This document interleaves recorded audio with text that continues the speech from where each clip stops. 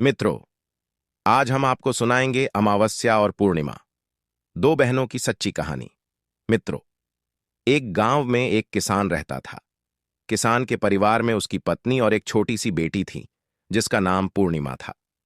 पूर्णिमा चांद के समान सुंदर थी और बहुत ही खूबसूरत थी।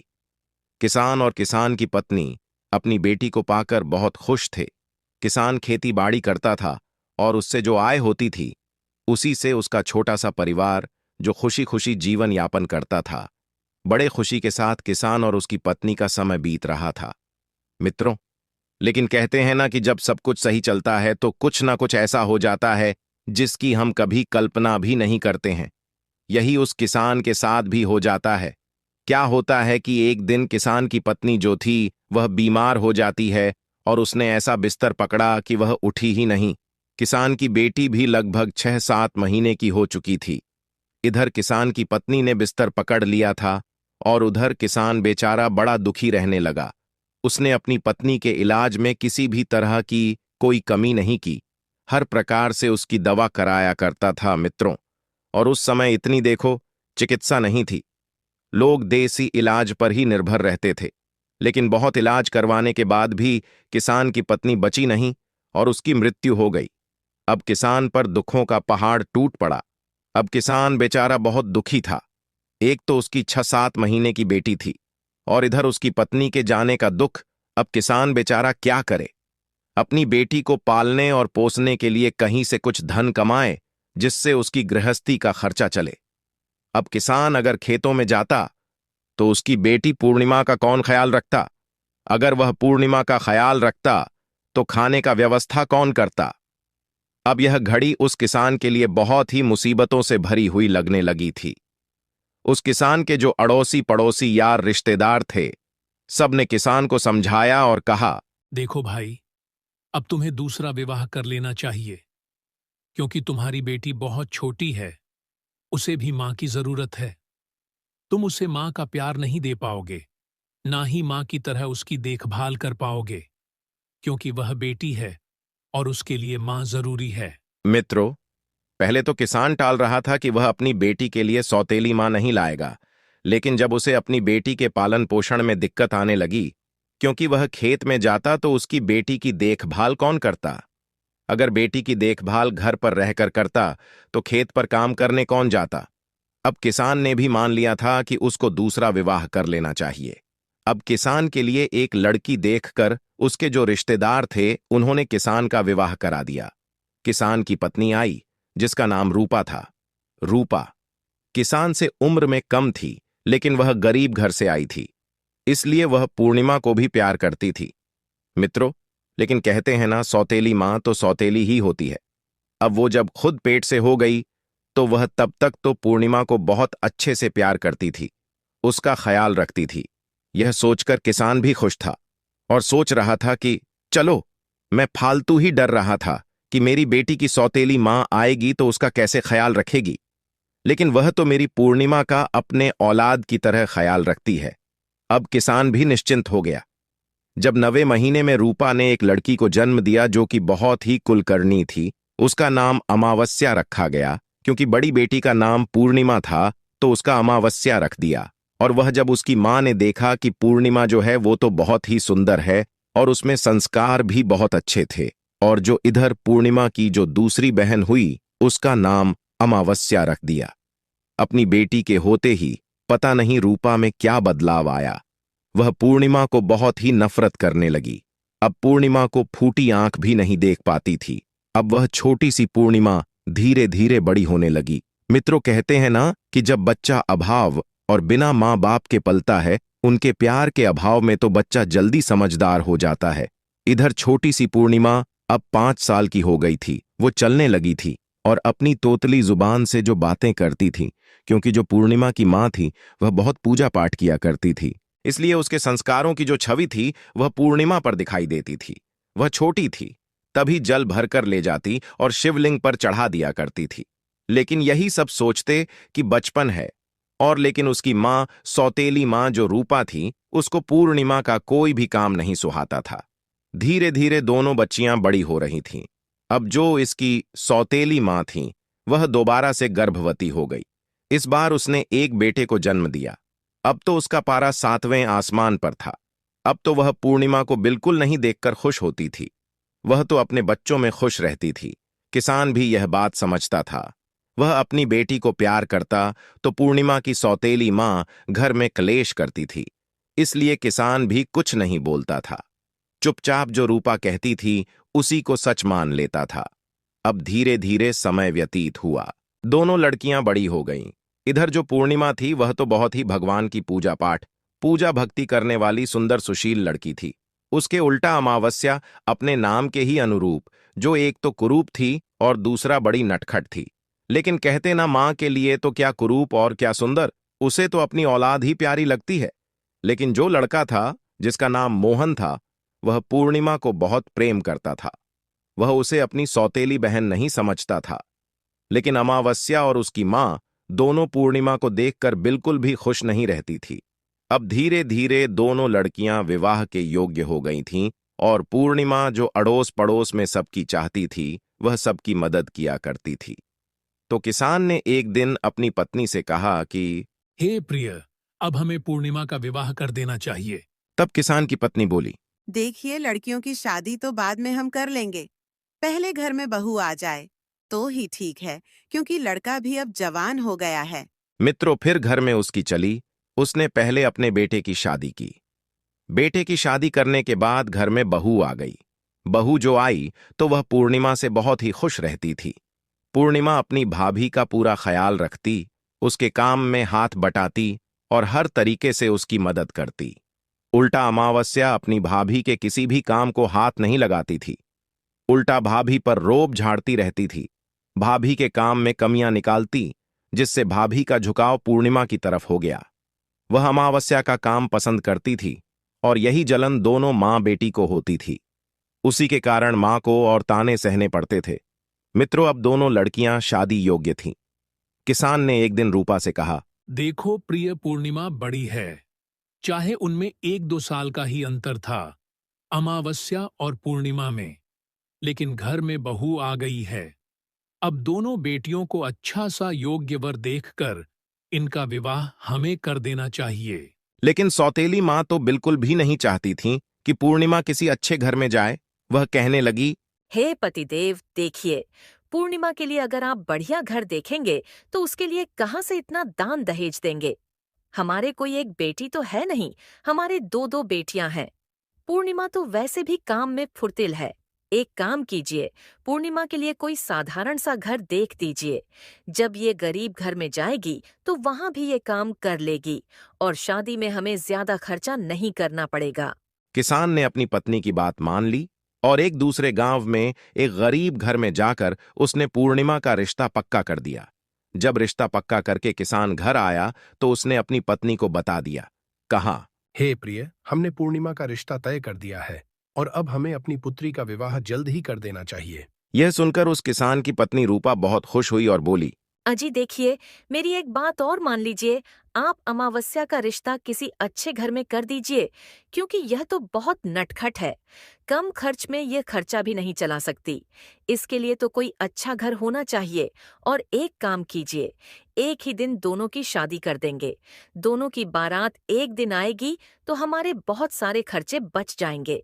किसान को अपनी पत्नी की यह बात उचित लगी और उसने दूसरे गांव में, जिसमें उसने अपनी बड़ी बेटी पूर्णिमा का रिश्ता तय किया था, उसी में जाकर अपनी छोटी बेटी अमावस्या का रिश्ता एक सेठ के घर में कर दिया। सेठ के घर में तय करके वह घर आ गया। अब पूर्णिमा की जो सौतेली मां थी वह बहुत खुश थी कि मेरी बेटी तो ठाठ से रहेगी और यह सौतेली बेटी दुख ही भोगेगी। मित्रों, लेकिन जो उसकी भाभी थी उसको बड़ा अजीब लगा। वह अपनी सास से कहने लगी, माँ जी, ये आपने सही नहीं किया। लेकिन सास की बेटी के आगे उसकी कुछ चलती नहीं थी, इसलिए वह चुप हो गई। कर भी कुछ नहीं सकती थी। दोनों की बारात एक दिन आई अमावस्या के लिए तो किसान और उसकी पत्नी ने जो भी उन पर बना अपनी हैसियत से ज्यादा दहेज दिया, लेकिन बेचारी पूर्णिमा को उन्होंने ऐसे ही विदा कर दिया। बिना मां की बेटी वहां से विदा होकर अपने ससुराल आ गई। ससुराल में आकर पूर्णिमा ने अपने अच्छे व्यवहार से अपने ससुराल में सबका दिल जीत लिया। वह लोग गरीब जरूर थे, लेकिन दिल से पूर्णिमा को अपनाते थे और पूर्णिमा अपने घर में बड़ों की इज्जत करती, सास ससुर का ध्यान रखती और अपने पति का पूरा ख्याल रखती थी और घर का पूरा काम करती। गरीब होने के बावजूद उसके घर में सुख शांति थी। वह दोनों समय पूजा पाठ करती, लेकिन कहते गरीब लोग तो थोड़े में भी गुजारा कर लेते हैं। इसी तरह वह भी अपने ससुराल में रहकर थोड़े में ही गुजारा करने लगी। उधर जो अमावस्या थी वह सेठ के घर में ब्याही थी। उसके तो ठाठ ही अलग थे।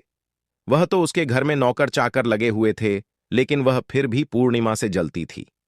एक दिन अमावस्या ने अपने घर पर कीर्तन रखा और सभी गांव वालों को बुलवाया गया, लेकिन पूर्णिमा को उसने नहीं बुलाया। पूर्णिमा की पड़ोसन उस कीर्तन में जाने लगी तो वह पूर्णिमा से बोली, हे पूर्णिमा बहन, तुम भी चलो, तुम्हारी बहन के यहाँ कीर्तन है। तो पूर्णिमा बोली, देखिए, मेरी बहन ने मुझे बुलवाया नहीं है, तो बिना बुलाए मैं उसके कीर्तन में कैसे जा सकती हूँ? पड़ोसन कहने लगी, देखो पूर्णिमा बहन, कीर्तन में जाने के लिए कोई बुलावे की जरूरत नहीं होती है। वहाँ तो पूजा पाठ होता है, भगवान को याद किया जाता है, भगवान की पूजा अर्चना की जाती है, भजन कीर्तन होता है। जितने ज्यादा से ज्यादा उसमें लोग शामिल हो जाएं, उतना ही पुण्य प्राप्त होता है। मित्रों, धार्मिक विचारों की तो थी ही। पूर्णिमा पड़ोसन की बात सुनकर उसके साथ चली गई। जब वह अपनी बहन के घर पहुंची तो पूर्णिमा को देखते ही उसकी बहन अमावस्या उस पर क्रोधित हो गई और उससे कहने लगी, तुझे बुलाया नहीं, फिर भी तू मेरे घर चली आई। वह कहने लगी, मैं तो पूजा पाठ की वजह से तुम्हारे घर आ गई हूँ। वह कहने लगी, तो अच्छा ठीक है, अगर तुम मेरे घर आ गई हो तो चुपचाप एक कोने में बैठ जाओ, किसी से कुछ नहीं कहना। वह बेचारी चुपचाप एक कोने में बैठ गई। भजन कीर्तन हुआ। क्योंकि पूर्णिमा तो धार्मिक विचारों की थी, भगवान को बहुत मानती थी, भोलेनाथ की पूजा अर्चना करती थी, तो वह भी भगवान की भक्ति में खो गई। लेकिन जब पूजा खत्म हुई तो प्रसाद का वितरण हुआ। अमावस्या ने सबको प्रसाद दिया। पूर्णिमा ने प्रसाद मांगा तो अमावस्या ने पूर्णिमा को प्रसाद नहीं दिया और उसका बहुत अपमान किया। कहने लगी, बिना बुलाए आ गई, बिना बुलाए। कौन आता है तू? कितनी डीठ है कि हम लोग बुलाते नहीं है, तब भी मेरे घर आ गई। अपमान का विष पीकर बेचारी पूर्णिमा अपने घर को वहां से चली गई। लेकिन आज उसको अपनी बहन, छोटी बहन अमावस्या की बातें कांटे की तरह चुभ रही थीं। वह घर आकर खूब रोई। उसने खाना बनाया, अपने बच्चों और पति और सास ससुर को खिलाया। उसका मन आज बहुत दुखी था, क्योंकि वह तो भगवान की सच्चे हृदय से पूजा करती थी और भगवान की पूजा की वजह से ही वह उसके घर गई थी। उसे क्या पता था कि आज उसे जहर का घूंट पीना पड़ेगा। अब वह अपने पति के पास गई, जाकर उससे बोली, देखिए जी, आज मेरा मन विचलित है। आज मैं अपने मायके होकर आती हूँ, तो आप बच्चों को देख लेना, कल सुबह तक मैं जल्दी आ जाऊंगी। खाना बनाकर बच्चों को खिला पिलाकर अपने सास ससुर और पति से आज्ञा लेकर पूर्णिमा अपने मायके की तरफ चल दी। क्योंकि जो भाभी थी वह अपनी पूर्णिमा की बहुत ही मदद करती थी, उसे बहुत पसंद करती थी। जब भी पूर्णिमा दुखी होती थी, अपनी भाभी से मिलकर उसको जो तसल्ली मिलती थी, उसकी भाभी भी उसका पूरा सहयोग करती थी। अब पूर्णिमा बेचारी दिल से दुखी होकर पैदल ही अपने मायके के लिए चल दी। चलते चलते वह बेचारी जंगल के रास्ते से जा रही थी। तभी उसने देखा एक औरत बैठी हुई थी। वह काफी बूढ़ी थी, सिर के बाल भी सफेद हो गए थे। उसके पास एक तुलसी जी का पेड़ लगा हुआ था। जब उस रास्ते वह गुजर रही थी तो बूढ़ी माँ ने उसे देखा और कहने लगी, अरे बेटी, मैं बहुत बूढ़ी हूँ, मैं बहुत लाचार हूँ। क्या तुम मेरे बाल खुल गए हैं? इनको थोड़ा बांध दोगी? इनसे मुझे बड़ी गर्मी लग रही है। बेचारी बूढ़ी बहुत ही बूढ़ी थी, 80 साल की थी। उसके बाल उलझे हुए थे। पूर्णिमा को उन्हें देखते ही दया आ गई और उसने उस बूढ़ी अम्मा के बालों में तेल लगा के मालिश करके अच्छे से उसके बालों को बांध दिया। बूढ़ी अम्मा कहने लगी, बेटी, मेरा यह जो चबूतरा है तुलसी जी का, यहाँ पर भी बड़ी गंदगी हो गई है। मेरे से तो होता नहीं है। अगर बेटी तुम चाहो तो थोड़ी सी सफाई कर दो। मित्रों, पूर्णिमा तो थी ही हृदय की बहुत अच्छी। उसने तो उसका सारा काम कर दिया और बोली, माँ जी, अब आज्ञा दो, मैं अपने मायके जा रही हूँ। वह बुढ़िया माई उसे आशीर्वाद देने लगी और बहुत ही खुशी खुशी वह आगे की ओर चली। आगे चली तो उसने देखा एक बूढ़ा बाबा बैठा हुआ था, जो कि भगवान शंकर जी थे, और जो तुलसी जी के पास थी वह साक्षात तुलसी माता थी, लक्ष्मी जी। लेकिन अब जब वह आगे गई, लंबी लंबी सफेद दाढ़ी, सर पर पगड़ी बांधे हुए, माथे पर टीका लगाए हुए और भगवा रंग का वस्त्र धारण किए हुए, फलथी मारकर बहुत ही मतलबी ढंग रूप करके भगवान शिव बैठे हुए थे। अब वो जब आगे गई तो उन्होंने पूर्णिमा को देखा। मित्रों, कहते हैं ना कि भगवान भी अपने भक्त की परीक्षा लेते हैं। वह तो थी भगवान की भगत, इसलिए भगवान भी उसकी परीक्षा ले रहे थे। भोले बाबा बोले, बेटी हम बहुत प्यासे हैं, हमें पानी चाहिए। पूर्णिमा बोली, बाबा मैं अभी पानी लाई। उसने उनको पानी पिलाया तो बाबा बने। शिव जी कहने लगे, बेटी देखो हमारे पांव में कितना जख्म हो गए हैं, इन पर मक्खियां भिन्न भिना रही हैं। हम तो इतने परेशान हैं कि इतने बूढ़े हो गए हैं कि इनकी देखभाल भी नहीं कर सकते। पूर्णिमा को बूढ़े बाबा को देखकर बड़ी दया आ गई। उसने वहां से स्वच्छ पानी लिया और बाबा के जख्मों को साफ करके अपना आंचल फाड़ के उन पर पट्टियां बांध दी, और बाबा ने खुशी खुशी उसे आशीर्वाद दिया। वह बाबा के आशीर्वाद को लेकर वहां से आगे की ओर चल पड़ी तो आगे पार्वती मैया बैठी हुई थी, और वहीं पर ही एक मंदिर था। वह भी बूढ़ी मैया का भेष बनाए हुए थी। कहने लगी, बेटी मैं बहुत ही बूढ़ी हूं और इस मंदिर की अब मुझसे सफाई नहीं होती। तुम अपनी नजर दौड़ाकर देख सकती हो कि मंदिर में कितनी गंदगी फैली हुई है। अगर तुम चाहो तो इस मंदिर की सफाई कर सकती हो। पूर्णिमा ने उस बूढ़ी माई के कहने से पूरे मंदिर की सफाई कर दी, झाड़ू पोंछा लगा दिया, बुढ़िया मैया के भी हाथ पैर दबा दिए, उन्हें भी पानी पिलाया और खुशी खुशी आगे चल दी। अब उसके गांव पहुंचने से पहले रास्ते में गंगा नदी पड़ती थी। गंगा नदी उसे पार करनी थी। वहां पर भी उसे एक बूढ़ी माई मिली जो कि गंगा मैया थी। वह भी बैठी हुई थी। गंगा मैया बोली, बेटी देखना, मेरे सिर में बहुत जुए पड़ गई है। मेरे से देखा नहीं जाता, ना ही मेरे से साफ सफाई होती है। इधर मेरे घाट के चारों तरफ देखो, मैं यहाँ रहती हूँ, कितनी गंदगी हो गई है। मेरे से अब होता नहीं है। पूर्णिमा ने गंगा मैया के सिर को भी साफ कर दिया, उनकी जुएं निकाल दी और जो घाट के आसपास गंदगी फैली हुई थी वह भी साफ कर दी। गंगा मैया ने उससे पूछा, बेटी तुम कहाँ जा रही हो?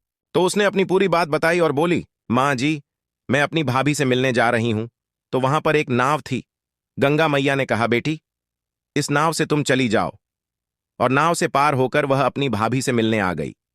उसकी भाभी में जब पूर्णिमा को देखा तो वह उसका बहुत ही सम्मान की और उसे लड्डू और पानी देकर पीने को कहा। वह थोड़ा सा लड्डू खाई और पानी पी और वहीं पर दोनों बैठकर बातें करने लगी। लेकिन उसने अपनी और अमावस्या के बारे की कोई भी बात अपनी भाभी को नहीं बताई कि कैसे अमावस्या ने उसका अपमान किया है। वह अपनी भाभी से मिली और जब उसके पिता ने सुना कि मेरी पूर्णिमा बेटी घर आई है तो वह भी भागता हुआ उसी के कमरे में पहुंच गया। अपने पुत्री से मिली। उसकी पुत्री भी अपने पिता को देखकर उससे उसके तबीयत और उसके सेहत के बारे में पूछा। फिर इतने में ही उसकी सौतेली मां भी वहां पर पहुंच गई। जब उसकी सौतेली मां ने उसे अच्छे अच्छे वस्त्र पहने हुए और आभूषणों और गहनों को पहने हुए देखा तो वह देखते ही जल बुझ गई और मन में विचार करने लगी कि हाय राम, मैं तो इसका विवाह एक गरीब घर में की थी, फिर भी आज यह हमारे घर में अच्छा सा वस्त्र और आभूषणों को पहनकर आई हुई है। मैं तो सोच रही थी कि पूर्णिमा बहुत ही नरक की जिंदगी जी रही होगी, लेकिन यहां तो हमारी सोच गलत साबित हुई। फिर वह तो उसे ताने सुनते हुए कहने लगी, अरे कलमुही, तू अपने पति के घर को भी नहीं निभा सकती है, जब चाहो तू मुंह उठाकर चली आती है मित्रों। लेकिन उसकी भाभी बोली, कोई बात नहीं, मां जी बेटी तो अपने मायके ही आती है और यह हमारे पास नहीं आएगी तो कहां जाएगी। फिर उसने अपनी भाभी का सारा काम करवाया। साथ मिलकर भाभी ने बड़ी खुशी खुशी ननंद का हालचाल पूछा। ननंद बड़ी खुश हुई अपनी भाभी से मिलकर, क्योंकि वह बहुत दुखी थी। मायके जाकर उसका मन बदल गया था। जब अगले दिन वह बोली, भाभी अब मुझे विदा दीजिए, अब मैं अपने घर को जाती हूं, तुमसे मिलकर मुझे अच्छा लगा, मेरे मन का बोझ उतर गया। लेकिन फिर भी उसने अमावस्या वाली बात अपनी भाभी को नहीं बताई। दोस्तों, जाते टाइम कहते हैं मायके से कभी भी बेटी खाली हाथ नहीं आती है। तो उसके भाभी भैया ने भेंट स्वरूप अपनी बहन को एक साड़ी दी। उस साड़ी को लेकर वह खुशी खुशी चल दी। चलते चलते फिर वह उसी गंगा नदी पर आई जहां गंगा मैया बैठी हुई थी। गंगा मैया कहने लगी, अरे बेटी, तुम तो वही हो ना जिन्होंने कल मेरी बड़ी मदद की। मेरे पास बेटी ले, ये थोड़ी सी रेत है, ये ले जा। और उसने पल्लू पसार लिया। बोली, मैया, आशीर्वाद में जो तुम दोगी मुझे वह मंजूर है। गंगा मैया ने अपनी रेत उठाई और उसकी आंचल में रख दी।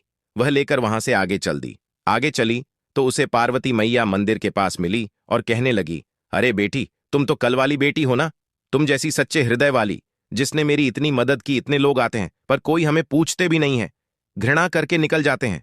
ले बेटी, मेरे पास तो कुछ नहीं है, ये जो हवन कुंड के अंगारे हैं इन्हें ही ले जाओ।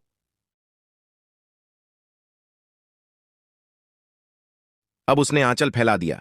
पूर्णिमा के आंचल में जो अंगारे रखे हुए थे, कोयले बुझे हुए थे, वह माता रानी ने उसके झोली में रख दिए और उसे लेकर वह आगे चल दी। आगे शिव जी भगवान, जो बाबा के रूप में बैठे हुए थे, जिनके जख्म हुए थे, वे बोले, अरे बेटी, तुम तो कल वाली बेटी हो ना, देखो मेरे जख्म कितने ठीक हो गए हैं बेटी, मैं तो पूरी तरह बहुत अच्छा फील कर रहा हूं, बहुत अच्छा मुझे महसूस हो रहा है। लेकिन बेटी, मेरे पास तो कुछ नहीं है, यह थोड़ी सी भभूति है, ये ले लो। पूर्णिमा ने अपना आंचल फैला दिया और भोले बाबा ने उसमें अपनी भभूत धर दी और फिर वह वहां से चल दी। खुश खुशी वह अपने घर जा रही थी। रास्ते में फिर वही बुढ़िया मिली जिसके सफेद बाल थे।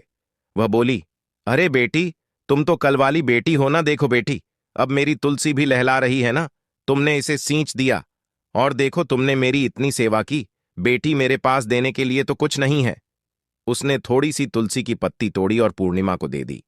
पूर्णिमा ने भी अपना आंचल पसार कर उनको ले लिया और वहां से अपने घर को चल दी। घर जाकर उसने सबकी पोटली बनाई और घर के एक कोने में रख दी और शाम हो गई थी। जाकर अपने घर के काम में लग गई। बच्चों के लिए खाना बनाया, घर की साफ सफाई की, अपने सास ससुर को खिलाया, पति को खिलाया, बच्चों को खिलाया और खुद भी खाकर सो गई।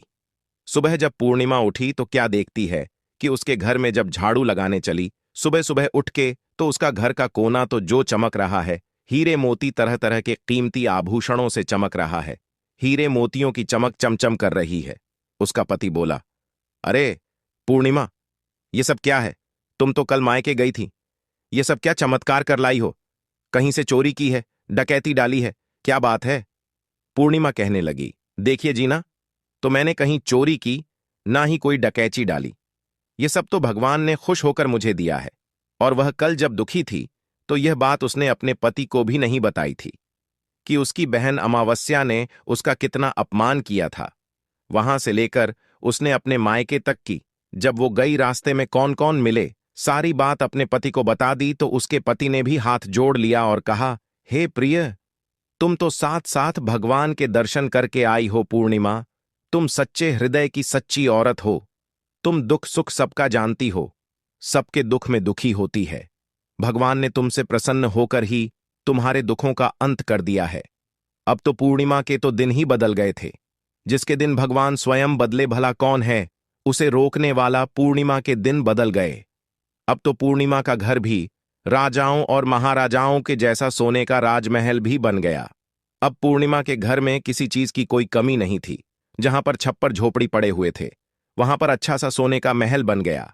अब तो पूर्णिमा की तो सारे गांव में वाहवाही हो गई कि पता नहीं ऐसा क्या चमत्कार हुआ है जो पूर्णिमा का घर इतने सारे धन दौलत से भर गया। मित्रों, जब ऐसा कोई काम होता है तो आसपास के गांवों तक भी चर्चा फैल जाती है। यही चर्चा अमावस्या तक भी पहुंची। अमावस्या को सुनकर बड़ा दुख हुआ। वह दौड़ी दौड़ी पूर्णिमा के घर आई और बोली, पूर्णिमा, सच सच बता, तू इतनी अमीर कैसे हो गई? तुझे तो गरीब रहना था, देख, तू मुझसे ज्यादा अमीर नहीं हो सकती। उसकी तो घमंड भरी बातें थीं। वह कहने लगी, हे बहन अमावस्या, तुम कौन हो? मुझे गरीब अमीर करने वाली भगवान, जिसको देता है छप्पर फाड़ के देता है। भगवान की मर्जी के बिना तो कोई पत्ता तक भी नहीं हिलता है। फिर यह तो भगवान की देन है और मेरी किस्मत है कि भगवान ने मेरी किस्मत सुधार दी। फिर से उसकी बहन अमावस्या कहने लगी, देख, तू सच सच बता, नहीं तो मैं राजा से जाकर शिकायत करूंगी। पूर्णिमा ने उसे सारी बात सच सच बता दी कि कैसे कैसे वह गई और कौन कौन उसे मिले जब वह अपने मायके गई और कैसे उसके घर में धन का ढेर लग गया। अपनी कहानी बताई उसकी कहानी सुनने के बाद में अमावस्या ने कहा, ठीक है, अब मैं भी पिहर जाऊंगी। बोली, तू मेरा अपमान कर। पूर्णिमा ने कहा, हे बहन, मैंने तो आज तक किसी का अपमान नहीं किया। फिर गुस्से से वह अपने घर गई। अपने पति से कहने लगी, देखो जी, तुम मुझसे लड़ाई करो और मुझे मारो। उसका पति उसकी ऐसी बातें सुनकर वह कहने लगा, अमावस्या, तुम क्या कह रही हो? आखिर उसने कहा, हां जी, मुझे मारो। उसके पति ने उसे जोर से 2-4 तमाचे धर दिए। फिर वह वहां से अपने मायके की ओर चल दी। चलते चलते उसे भी वहीं तुलसी मैया के पास बूढ़ी औरत मिली। वह बोली, अरे बेटी, तुम कहां जा रही हो? जरा देखो तो मेरे बाल कितने उलझे हुए हैं, और देख, मेरा तुलसी के जो पेड़ है वह भी सूख रहा है। जरा इसमें पानी डाल दो जिससे यह हरा भरा हो गए। मित्रों, अमावस्या तो ठहरी घमंडी औरत, वह किसकी सुनने वाली थी? वह कहने लगी, अरे बुढ़िया, मेरे पास फालतू के कामों के लिए समय नहीं है। और वहां से वह चल दी। चलते चलते उसे आगे फिर वहीं भगवान शिव मिले, जो बाबा बने हुए बैठे थे। भगवान शिव कहने लगे, अरे बेटी, मेरे जख्मों पर देख, बड़ी मक्खियां बैठ रही हैं, जरा इनको उड़ा दें। वह नाक मुंह सिकोड़ते हुए बोली, अरे बाबा, तुझे तो घिन आ रही है, मेरे को तो देखना भी नहीं है। और सुन बूढ़े, मेरे से तू दूर ही रह, नहीं तो मुझे इन्फेक्शन फैल जाएगा। वो उसे भी इग्नोर करके वहां से आगे की ओर चल पड़ी। आगे पार्वती मैया मिली। बोली, बेटी, मेरे सिर में बहुत जुआ पड़ गई है, और देख तो मेरे मंदिर की सफाई भी नहीं हुई है, तू सफाई भी कर दे। वह बोली, मैं फालतू का काम नहीं करती, क्योंकि मुझे देर हो रही है। घर जाने के लिए उसने उनका भी नहीं किया। अब आगे गई तो सामने उन्हें गंगा मैया मिली। गंगा मैया ने भी कहा, बेटी, मेरे घाट की सफाई कर दे, और मेरा सिर भी दुख रहा है, जरा इसे दबा दे। फिर उसने कहा, देख बुढ़िया, मुझे समय नहीं है, मैं किसी अच्छे काम के लिए जा रही हूं, मुझे टोको मत। और वह गंगा जी पार करके अपने पियर पहुंच गई ना। भाभी से मिली और न कुछ कही जाके सीधा मां के पास बैठ गई और लगी पूर्णिमा की चुगलियां करने। वह बोली, मां, पूर्णिमा आई थी, भाभी ने उसे बहुत कुछ दे दिया, घर से इतना भर के दिया है, उसके तो दिन ही बदल गए। पूर्णिमा ने अपनी मां और उसकी भाभी की लड़ाई करवा दी। घर में वह कहने लगी, मां जी, मैंने तो एक साड़ी के अलावा पूर्णिमा को कुछ नहीं दिया। लेकिन बेटी के कहने में आकर रूपा ने अपनी बहू के साथ काफी झगड़ा किया। वह कहने लगी, हम क्या दे सकते हैं, वह तो उसकी किस्मत है, उसके कर्म है, वह अच्छे कर्म करती है, इसलिए भगवान ने उसकी सुनी है। लेकिन उसको कहां चयन पड़ता था। अमावस्या को उसने खूब झगड़ा किया। जब वह विदा होने लगी तो कहने लगी, भाभी, मुझे साड़ी तो दे दो।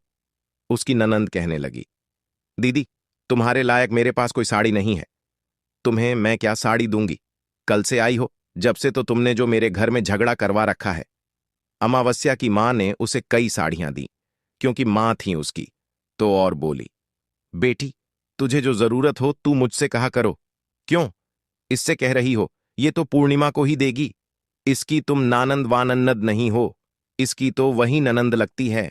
तरह तरह के ताने वो अपनी भाभी को सुनाकर वहां से चल दी। चलते चलते गंगा मैया के पास पहुंची तो गंगा मैया बोली, अरे बेटी, ले, मेरे पास थोड़ी सी रेत है, ले जा। अमावस्या ने कहा, रेत ही देगी। बुढ़िया को तभी याद आया कि हां, पूर्णिमा को भी रेत मिली थी। उसने अपनी आंचल में रेत ले ली और वहां से चल दी। आगे गई तो फिर वहां पार्वती मैया मिली। पार्वती मैया बोली, बेटी, ले, मेरे पास से तू यह अंगार ले जा। वहां से वह कोयले का अंगार ले ली और अपने आंचल में रखकर चल दी। चलते चलते वह भगवान भोले बाबा के पास पहुंच गई, जो बाबा बने बैठे हुए थे। उसके पास जाते उसे घिन्न लगने लगी तो अमावस्या ने कहा, अरे बाबा, तू तो दूर ही रह, तुझसे ना चाहिए मुझे कुछ भी। और वहां से चल दी। आगे तुलसी जी का पेड़ पड़ा और वहीं पर बुढ़िया माई बैठी हुई थी। तो वह बोली, मैया, तू दे दे। मुझे उन्होंने भी तुलसी के पत्ते दे दी और कहा, बेटी ले, तू भी ले जा। अब अमावस्या वहां से सीधा अपने महल में आ गई। महल में वह सभी सामग्री को एक कोने में रखकर शाम को खाना बनाई और सभी को खाना खिलाकर वह भी खाकर जल्दी से सो गई। जब सुबह उठी और झाड़ू लगाने चली तो देखने लगी, उस कोने में तो कीड़े मकोड़े बिच्छू सर्प घूम रहे थे। इसी तरह धीरे धीरे करके उसके कई कमरे में कीड़े मकोड़े घूमने लगे और बाकी तो एकदम से घर में आग लग गई। अब तो उसका सारा घर जल के राख हो गया।